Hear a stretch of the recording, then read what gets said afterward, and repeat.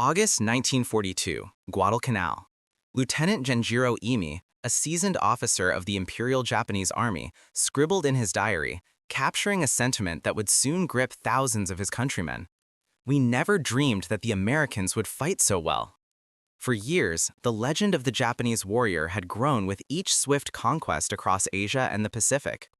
Their military doctrine, forged in a series of decisive victories, fostered an almost absolute belief in the superiority of their fighting spirit, Bushido, and their tactical prowess in jungle warfare.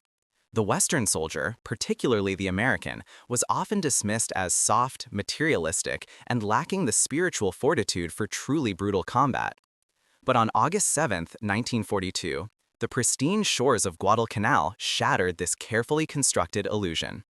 Operation Watchtower, the first major American amphibious assault of World War II, landed thousands of U.S. Marines onto an island the Japanese believed to be securely within their defensive perimeter. These were not the demoralized colonial troops the Japanese had often faced. These were well-trained, fiercely determined, and, crucially, astonishingly well-equipped combatants. The initial encounters were a brutal shock. Japanese patrols, accustomed to dominating the dense jungle with silent infiltration tactics, found themselves met with overwhelming firepower. The rapid-fire Garand rifles, the devastating accuracy of Browning automatic rifles, and the relentless hail from heavy machine guns. The American Marine was not a soft opponent. He was a tenacious, adaptable, and lethal adversary who fought with a ferocity that defied Japanese preconceptions. More profoundly, the Japanese high command had fundamentally misjudged the logistical and industrial might that stood behind these Marines. They had underestimated not just the individual fighting man, but the entire war machine of the United States, an enemy capable of projecting overwhelming force across vast oceanic distances. Guadalcanal would quickly evolve from a contest of wills into a crucible where the Japanese warrior spirit, for all its undeniable bravery, would be systematically crushed by the sheer weight of American material superiority and a logistical apparatus that Japan simply could not match. The unforeseen enemy was not merely the Marine, it was the entire systemic capability he represented. On August 7, 1942, this formidable systemic capability materialized with the clandestine arrival of the United States 1st Marine Division on the shores of Guadalcanal. Their objective was clear: seize the airfield the Japanese were constructing, an asset whose strategic significance transcended the mere coordinates on a map. Despite initial Japanese overconfidence and a thinly stretched defense focused on naval operations elsewhere, the Marines achieved a relatively swift and almost unopposed landing. Within 24 hours, the 1st Marine Division secured the vital strip, renaming it Henderson Field in honor of Major Lofton Henderson, a Marine aviator killed at Midway. Henderson Field was not merely a captured facility. It was the strategic fulcrum, the logistical linchpin, and the operational prize around which the entire Guadalcanal campaign would violently revolve. Its control immediately conferred air superiority, allowing American Cactus Air Force planes to provide critical close air support for ground troops, conduct reconnaissance, and, most importantly, interdict Japanese attempts to reinforce or resupply the island.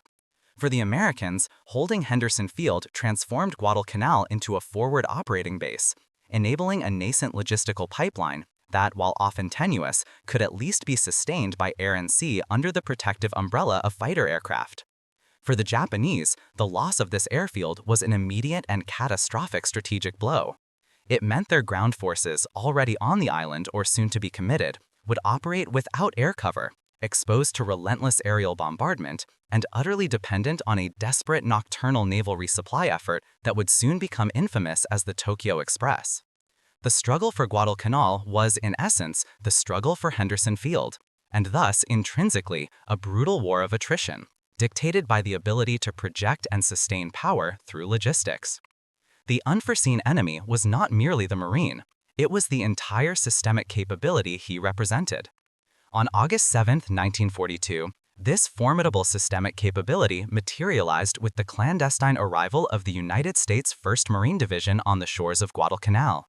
Their objective was clear: seize the airfield the Japanese were constructing, an asset whose strategic significance transcended the mere coordinates on a map. Despite initial Japanese overconfidence and a thinly stretched defense focused on naval operations elsewhere, the Marines achieved a relatively swift and almost unopposed landing. Within 24 hours, the 1st Marine Division secured the vital strip, renaming it Henderson Field in honor of Major Lofton Henderson, a Marine aviator killed at Midway. Henderson Field was not merely a captured facility. It was the strategic fulcrum, the logistical linchpin, and the operational prize around which the entire Guadalcanal campaign would violently revolve.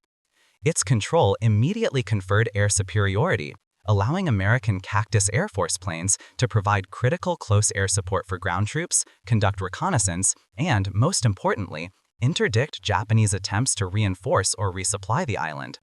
For the Americans, holding Henderson Field transformed Guadalcanal into a forward operating base, enabling a nascent logistical pipeline that, while often tenuous, could at least be sustained by air and sea under the protective umbrella of fighter aircraft.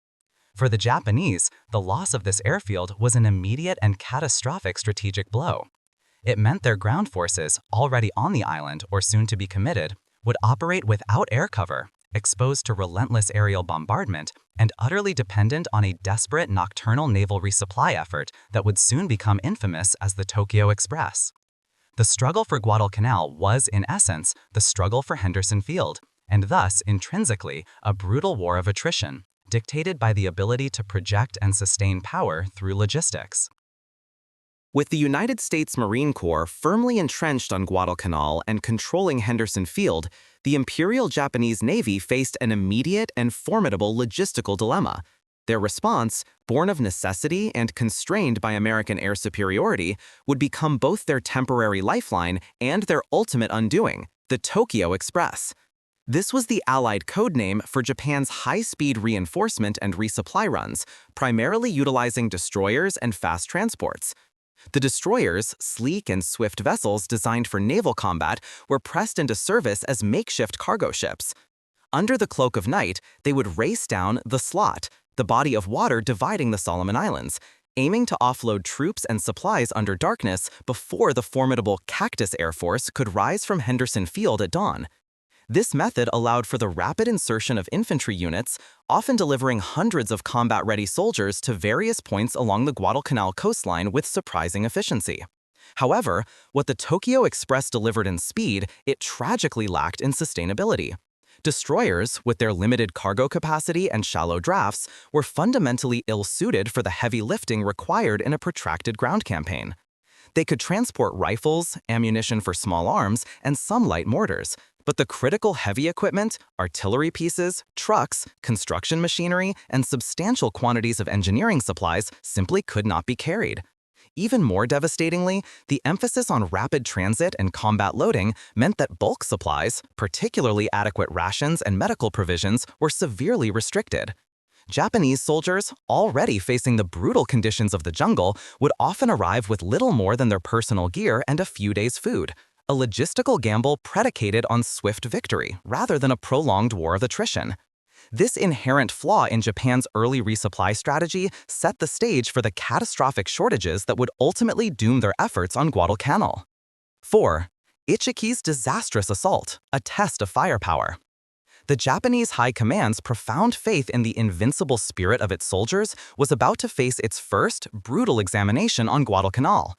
This crucible, known as the Battle of Tenaru, or Alligator Creek, would expose the fatal flaw in assuming zeal alone could overcome overwhelming material superiority and meticulously prepared defenses.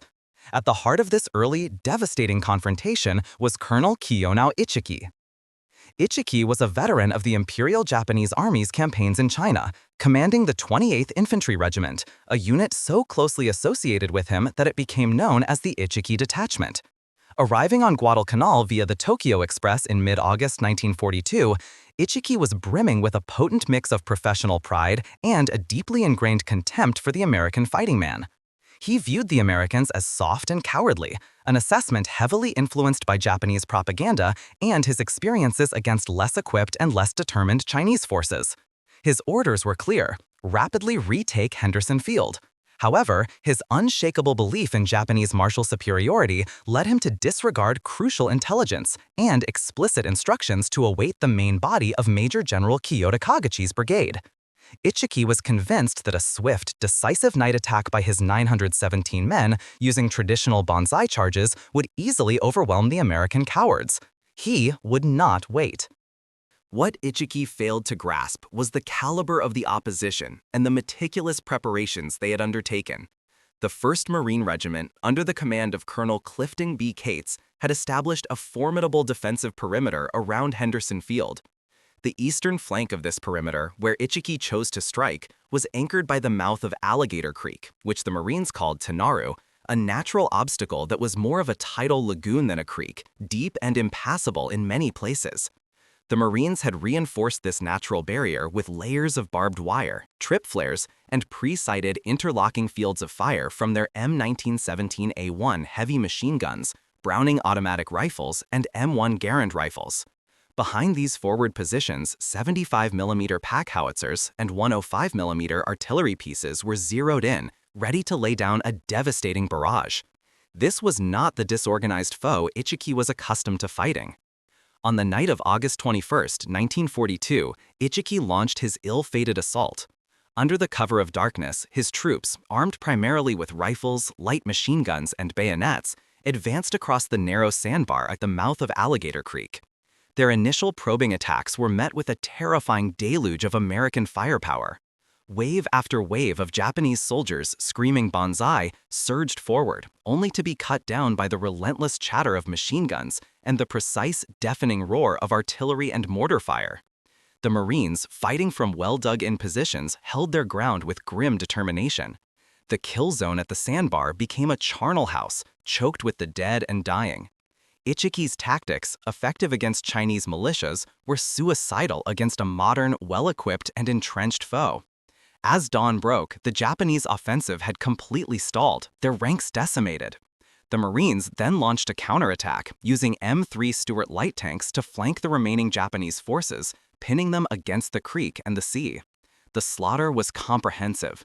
Colonel Ichiki, witnessing the utter annihilation of his detachment, reportedly performed seppuku, preferring ritual suicide to the shame of defeat. The Battle of Tenaru was a stark, bloody lesson for the Imperial Japanese Army. Of Ichiki's original 917 men, only around 128 survived, most severely wounded. Marine casualties, in contrast, were astonishingly light, with 35 killed and 75 wounded. This engagement shattered, at least for the battlefield commanders and soldiers who witnessed it, the myth of the invincible Japanese warrior spirit. It demonstrated conclusively that courage, fanaticism, and a disregard for one's own life, while formidable, were no match for superior firepower, robust logistics, and well-prepared defensive positions. For the Americans, it was a vital early victory that significantly boosted morale and solidified their confidence in their equipment and tactics. It was the first tangible proof that the Japanese could be beaten, not just contained, but utterly destroyed on the battlefield.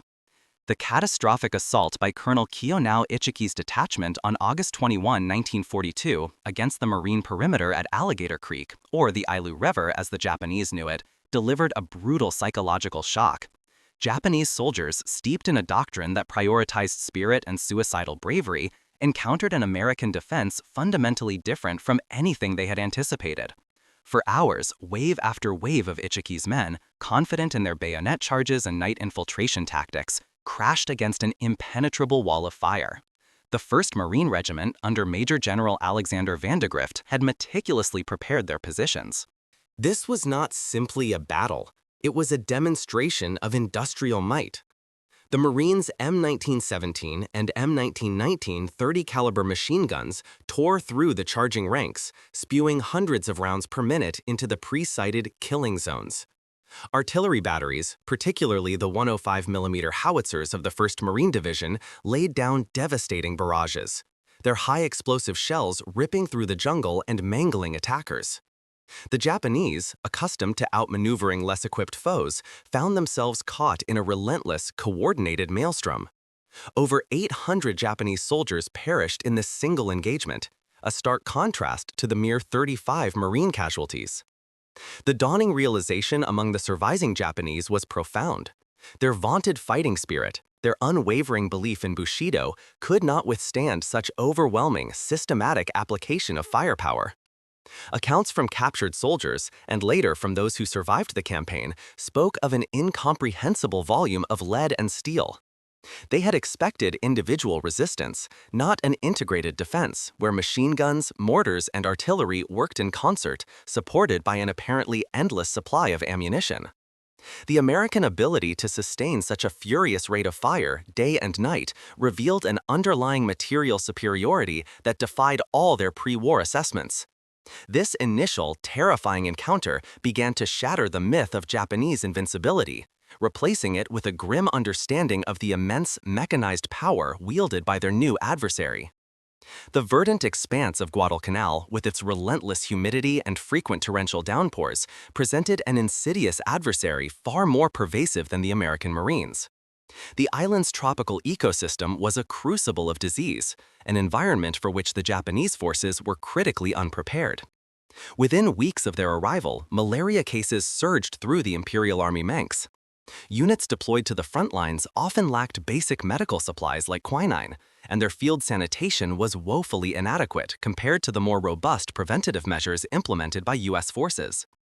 Dysentery rapidly became endemic, debilitating entire companies. The contaminated jungle streams used for drinking and bathing spread pathogens with alarming speed. A soldier weakened by chronic diarrhea and fever could not maintain fighting effectiveness, a fact that quickly eroded the combat readiness of many Japanese units. Compounding these health crises was the precipitous decline in provisions.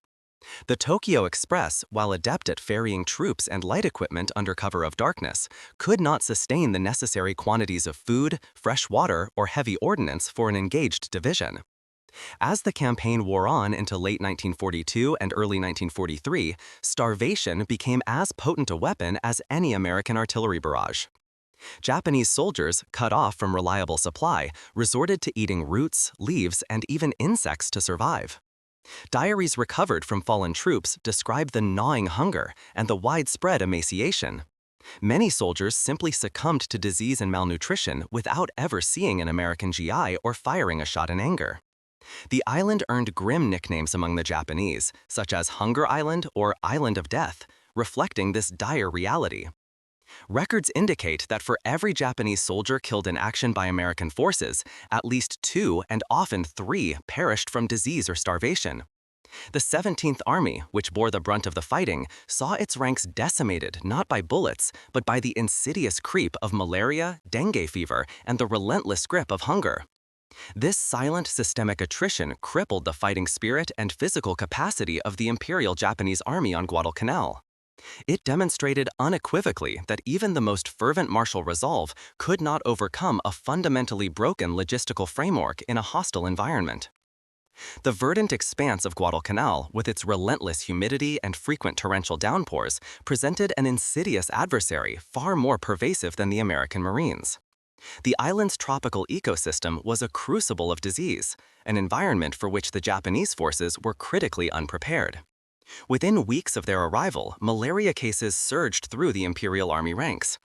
Units deployed to the front lines often lacked basic medical supplies like quinine, and their field sanitation was woefully inadequate compared to the more robust preventative measures implemented by U.S. forces.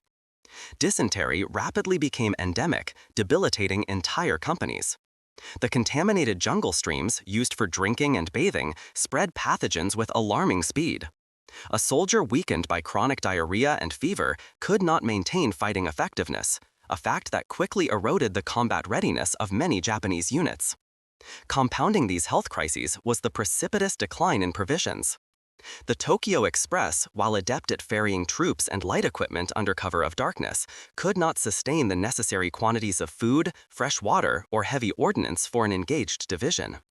Following Colonel Ichiki's annihilation at the Tenaru River, Imperial General Headquarters recognized the need for a larger, coordinated offensive.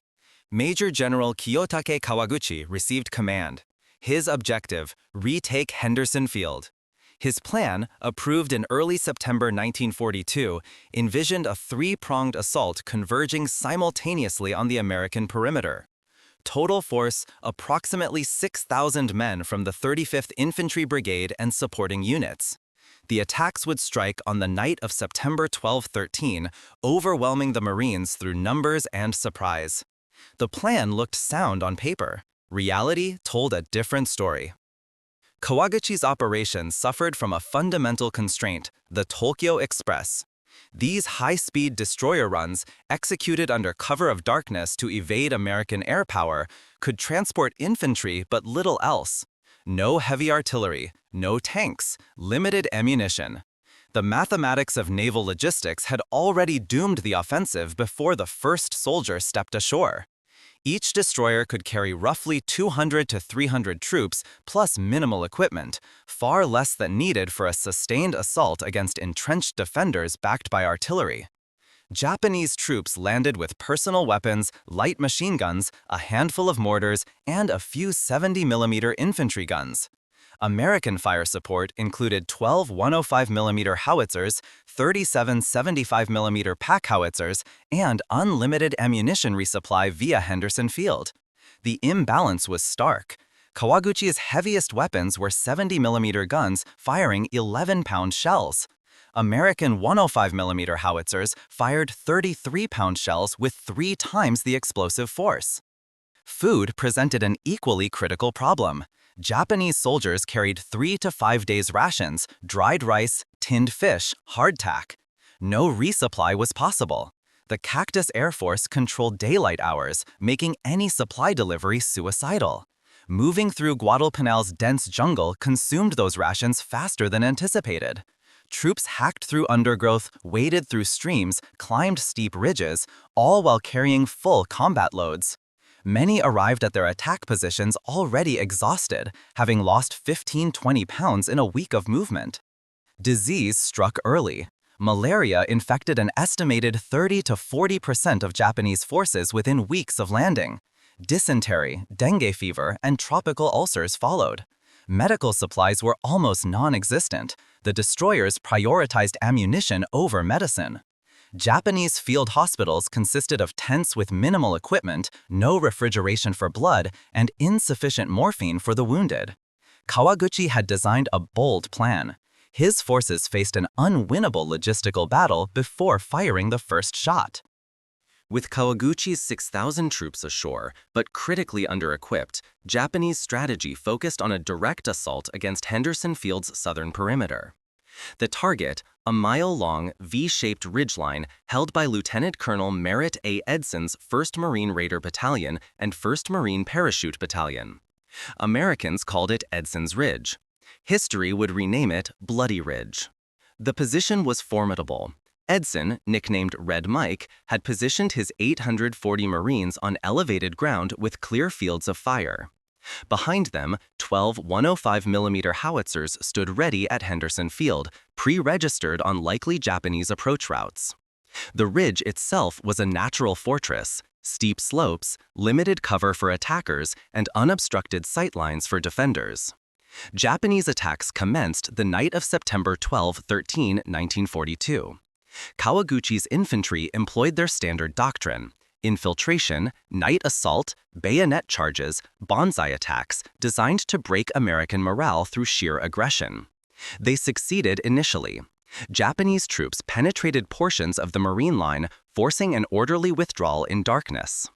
But penetration didn't mean breakthrough. Edson had prepared his defenses with overlapping fields of fire, barbed wire, mines, and pre-positioned machine gun nests. Each Japanese wave advanced into a carefully constructed kill zone. The second night, September 13–14, saw the assault reach its peak. Thousands of Japanese soldiers, ignoring mounting casualties, surged repeatedly up the ridge's western slope. Kawaguchi's men displayed extraordinary courage. They charged through barbed wire under heavy fire. They bypassed American strongpoints to attack from unexpected angles. They maintained formation despite losing entire squads to concentrated machine gun fire. One captured Japanese officer later wrote, "Our men advanced as if climbing stairs made of their comrades' bodies." Yet courage alone couldn't overcome the disparity in firepower. American M1 Garands fired semi-automatically, 8 rounds as fast as a Marine could pull the trigger. Japanese Arisaka Type 38 rifles required manual bolt operation between each shot. The engagement rate favored Americans 4-1. Browning M1919 machine guns fired 400 to 600 rounds per minute from fixed positions. Japanese Type 92 heavy machine guns, carried forward in the assault, managed 450 rounds per minute, but from exposed, improvised positions. Artillery made the difference decisive. American forward observers, linked by field telephones to Henderson Field's gun batteries, called for fire missions throughout both nights. 105mm shells landed among Japanese assembly areas, approach routes, and attacking formations with systematic precision. Edson himself moved constantly across his perimeter, directing fire, repositioning units, and maintaining his Marines' cohesion under the sustained assault. By dawn on September 14, Kawaguchi ordered withdrawal.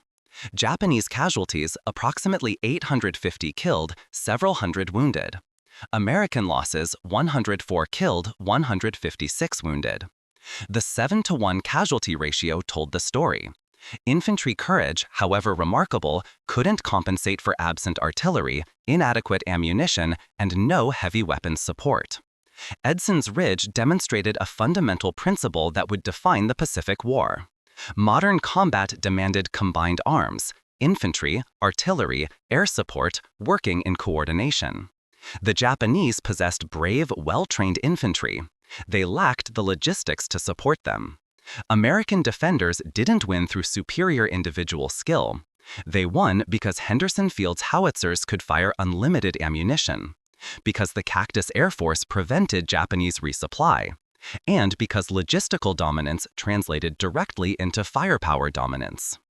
Kawaguchi's offensive, tactically aggressive and executed with determination, failed before it began, not due to poor planning or cowardice. It failed because Japan couldn't deliver the material required for success. Destroyers couldn't carry howitzers. The jungle couldn't support sustained supply lines.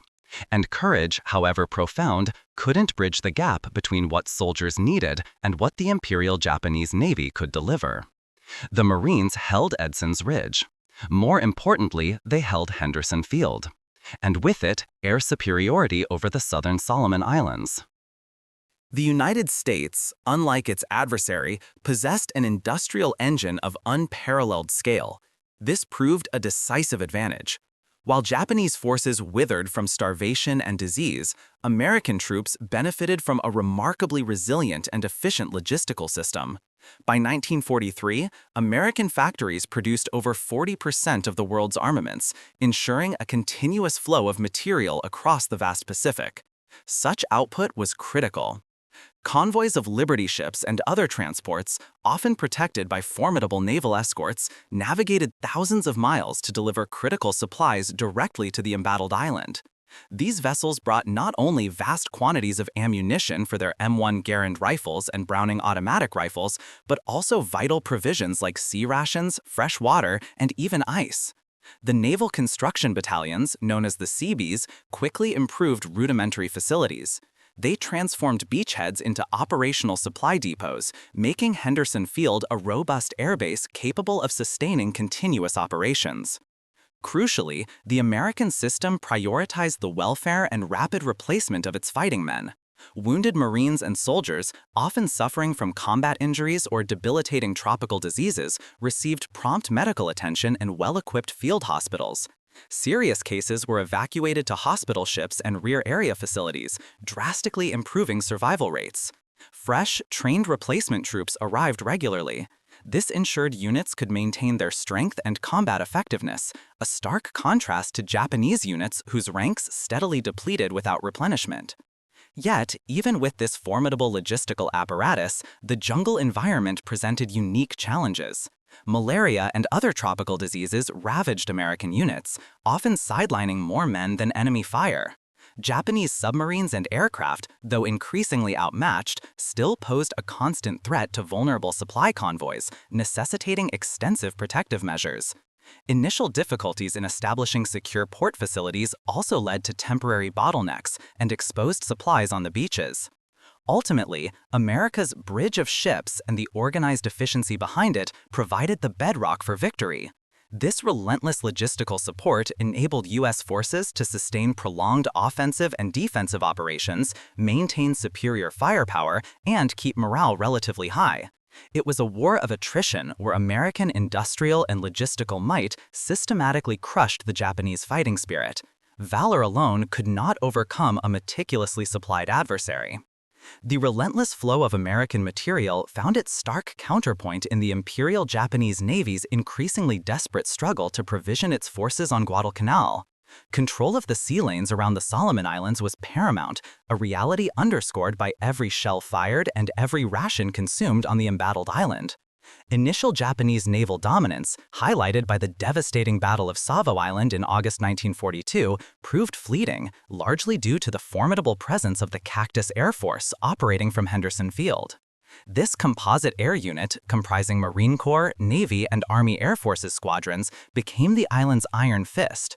Daily, their Grumman F-4F Wildcats, Douglas SBD Dauntless dive bombers, and Bell P-39 Airacobras launched relentless attacks against the Tokyo Express, the Japanese destroyers and light cruisers attempting high-speed nighttime resupply runs.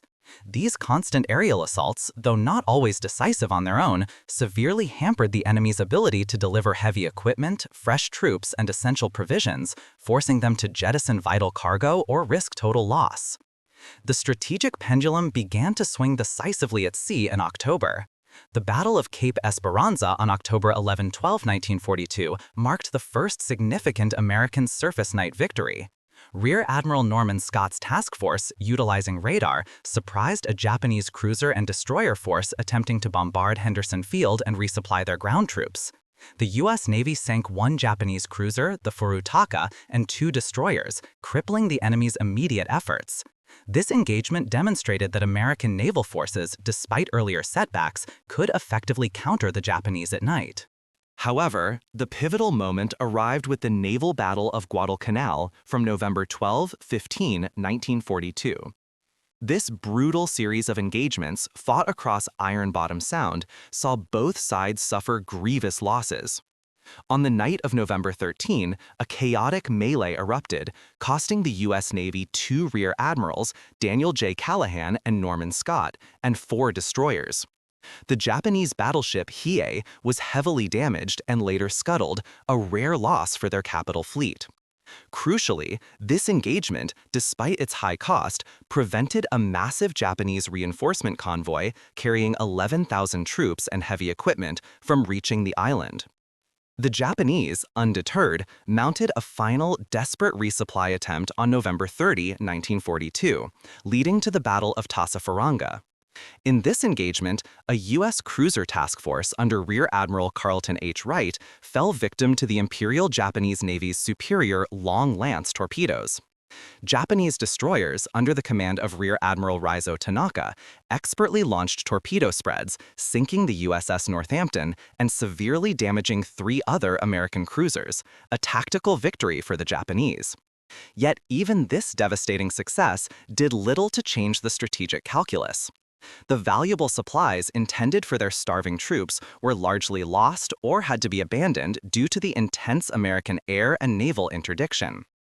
These naval victories, despite their inherent costs, progressively tightened the noose around the Imperial Japanese Army on Guadalcanal. Each sunken destroyer, each turned-back convoy, translated directly into increased starvation, rampant disease, and dwindling ammunition for the beleaguered ground forces. The U.S. Navy, supported by the unrelenting Cactus Air Force, had effectively severed Japan's logistical umbilical cord to the island. Guadalcanal had become a death trap, and it was the United States' growing naval supremacy that had sprung it. By late October 1942, Imperial General Headquarters, under the direct command of Lieutenant General Harukichi Hyakutake, launched its most ambitious ground assault to retake Henderson Field. This desperate, all-out effort, involving over 20,000 Japanese troops, represented Japan's final, concentrated bid to reverse the tide on Guadalcanal. Hyakutake's plan for the 17th Army involved a complex, multi-pronged attack, with the reinforced 2nd Division, Sendai, spearheading the main thrust across the Lunga River. However, the persistent logistical nightmares plaguing the Japanese forces severely compromised this offensive before it even began. Reinforcements, though substantial in number, arrived piecemeal via the Tokyo Express, severely limited in the heavy equipment they could transport. Crucially, Hyakutake's troops lacked vital heavy artillery, proper engineering equipment, and sufficient medical supplies. Many soldiers were already suffering from malaria and malnutrition, their physical reserves depleted even before contact. In stark contrast, the American defenders, primarily the 1st Marine Division under Major General Alexander Vandergrift, reinforced by the U.S. Army's 164th Infantry Regiment, held a well-entrenched perimeter. They possessed robust artillery support, ample ammunition, and the decisive advantage of tactical air cover from the Cactus Air Force operating out of Henderson Field. Furthermore, critical intelligence derived from decrypted Japanese communications often provided American commanders with foresight into Hyakutake's complex attack vectors. The main Japanese assaults commenced on October 23rd and peaked over the nights of October 24th and 25th. The 2nd Division, attempting to infiltrate the Lunga perimeter, launched a series of ferocious banzai charges against the well-prepared American lines, particularly the critical Edson's Ridge. Wave after wave of Japanese infantry, displaying immense courage, were met with overwhelming, coordinated American firepower from machine guns, mortars, and artillery. The dense jungle terrain, intended to conceal their movements, instead fragmented Japanese coordination and supply lines. Ultimately, these determined attacks shattered against the American defenses, primarily due to the catastrophic logistical disparities. Japanese soldiers, exhausted and starving, frequently found themselves without sufficient ammunition or heavy weapons to breach the American positions. Their inability to transport artillery and tanks through the treacherous, unimproved jungle paths meant that the infantry faced American strongpoints with only light arms, a tactical disadvantage that proved insurmountable. Despite the incredible bravery exhibited by individual Japanese soldiers, their valor alone could not overcome the systemic deficiencies in logistics and material support. Commanders like Colonel Masao Maruyama watched in despair as his men were cut down, recognizing the profound imbalance of firepower. The battle concluded by October 26th, resulting in devastating Japanese casualties, over 3,500 killed, wounded, or missing, compared to approximately 250 American losses. This catastrophic failure marked Japan's last significant ground offensive on Guadalcanal. It irrevocably shifted the strategic initiative to the Allies, confirming that the Imperial Japanese Army, despite its vaunted fighting spirit, could not dislodge a well-supplied, entrenched American force supported by air and naval power. With their last major ground offensive repulsed, the Imperial Japanese forces on Guadalcanal faced an increasingly grim reality. By December 1942, the logistical lifeline had all but severed, reducing daily rations for many units to less than 100 grams of rice. Soldiers desperately scoured the jungle for roots, leaves, and any edible flora, often consuming poisonous plants in their hunger. Cases of scurvy and beriberi became endemic, and many troops lost up to 20 or 30 kilograms of body mass, transforming them into skeletal figures. The island itself earned a new, chilling moniker among the Japanese, Gato, or Starvation Island. Disease added another layer of torment. Widespread malaria outbreaks incapacitated entire platoons, while dysentery, exacerbated by poor sanitation and contaminated water sources, ran rampant through the ranks. Jungle ulcers and other tropical ailments further debilitated the already weakened soldiers. Non-combat losses due to illness and malnutrition quickly surpassed combat casualties. Japanese estimates would later place the number of dead from sickness and hunger at over 20,000, dwarfing the combat fatalities. This combination of physical torment and relentless American bombardment shattered morale. Discipline eroded, soldiers became too weak to dig effective defenses, and the once unyielding will to fight dissolved into a pervasive sense of despair. One captured diary entry chillingly read, "We are no longer soldiers, we are starving beasts." Faced with irrefutable evidence of the Army's collapse on the island and the repeated failures to reinforce or supply it, Imperial General Headquarters in Tokyo began to consider a complete withdrawal. General Hitoshi Imamura, commander of the 8th Area Army, reluctantly concluded that holding Guadalcanal was no longer feasible. On December 31, 1942, after weeks of intense internal debate, Emperor Hirohito formally sanctioned the evacuation plan, codenamed Operation K. This decision represented a tacit acknowledgement of a strategic defeat, an acknowledgement that the island could not be sustained by any conventional means. While American forces observed a gradual weakening of Japanese resistance, the full extent of the enemy's suffering remained largely unknown to them.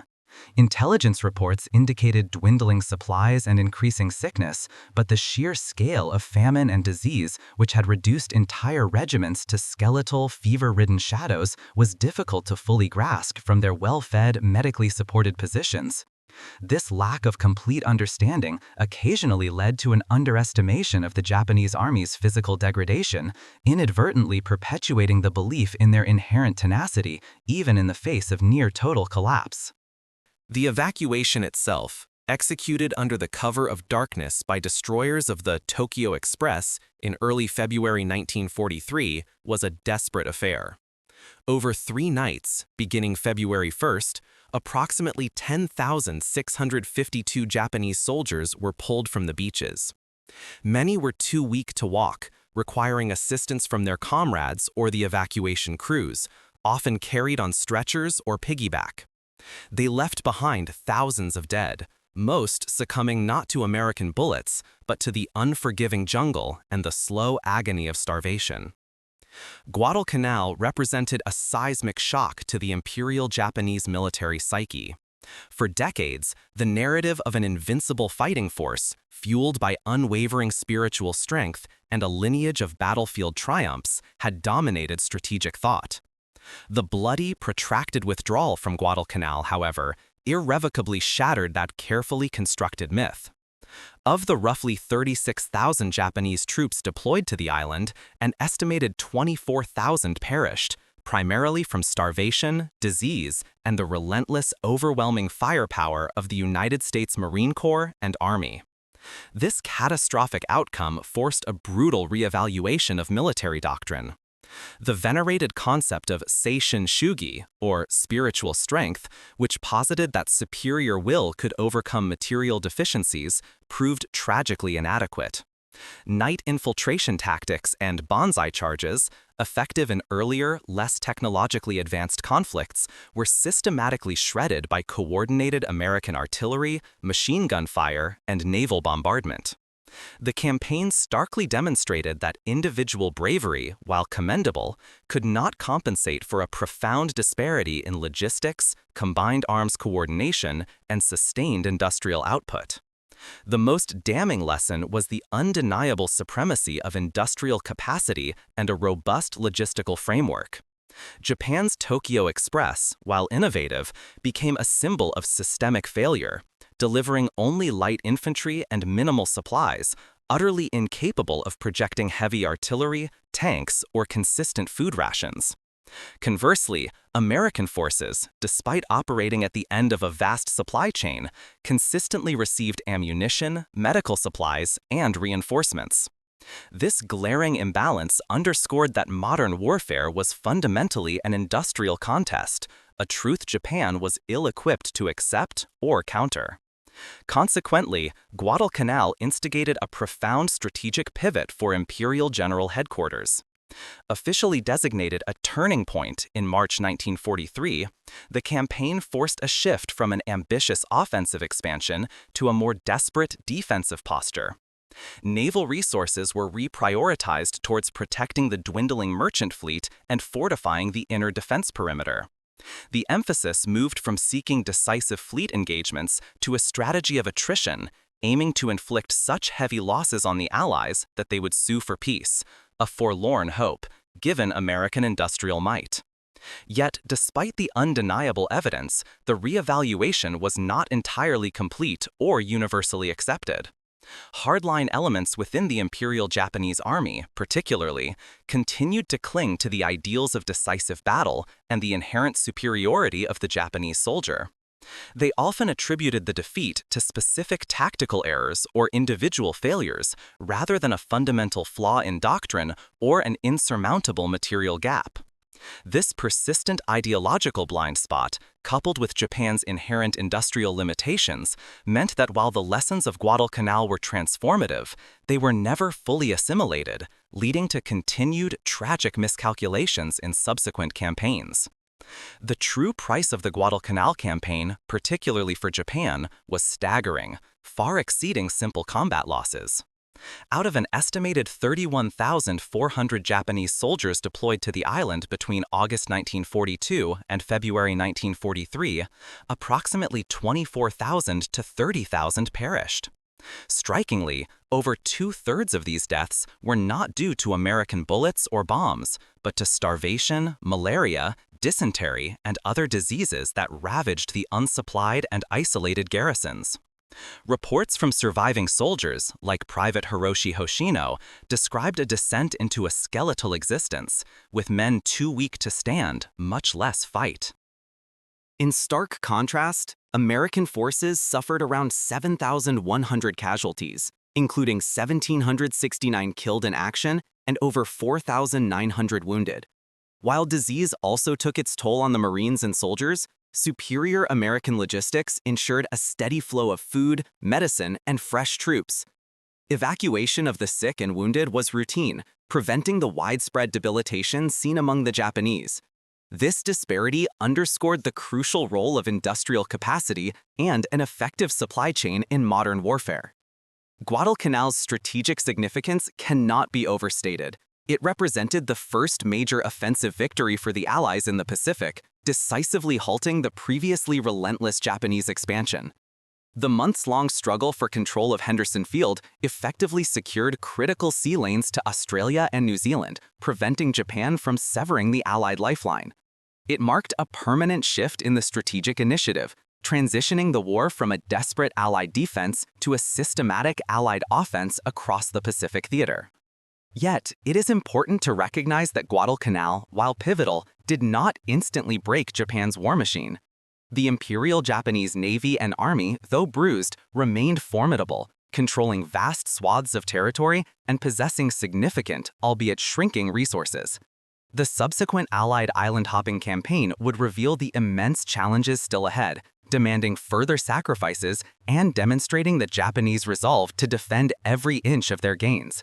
The lessons learned by both sides on Guadalcanal, particularly regarding the unforgiving nature of jungle warfare and the absolute necessity of logistical dominance, would shape the trajectory of the conflict for years to come.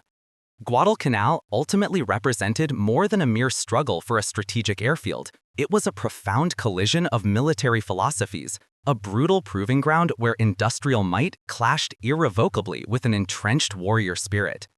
The United States, drawing upon its vast economic and manufacturing base, deployed a systematic, overwhelming application of material resources. American forces on the island benefited from an unbroken, though often challenged, logistical chain that delivered not only food and ammunition, but also medical supplies, heavy artillery, and continuous troop rotations.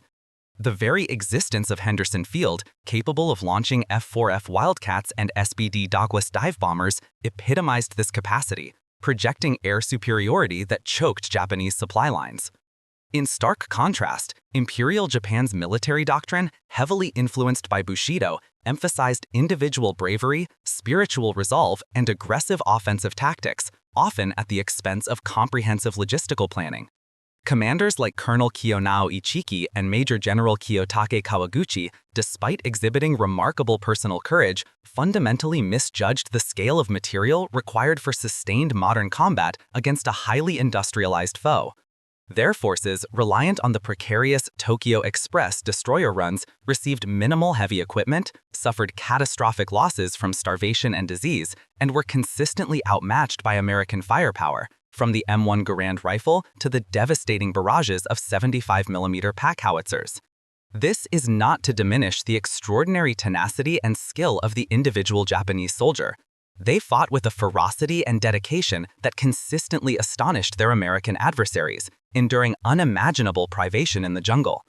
Many units held their ground against superior numbers and overwhelming firepower for weeks, often refusing surrender even when faced with certain death.